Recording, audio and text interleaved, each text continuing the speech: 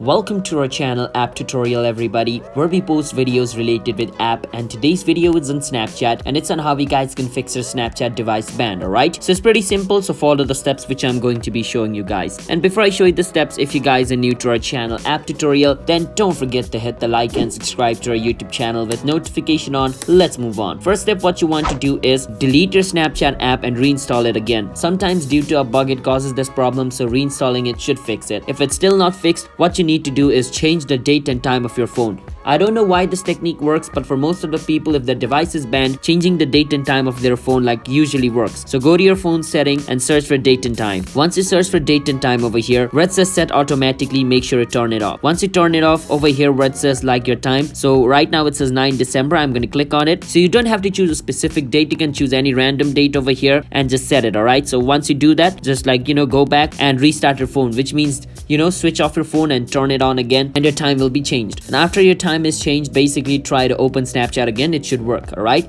if it still doesn't work, then basically you need to go to your search engine and search for Snapchat support, just like I did. After you search for Snapchat support, you can type why my account is banned, can you help me recover my account, and Snapchat team will help you recover your account. Alright, so yeah, that's how you guys can fix your Snapchat device ban. So if you guys found our video helpful, then hit that subscribe to our channel App Tutorial. I'll see you guys next time. Bye bye.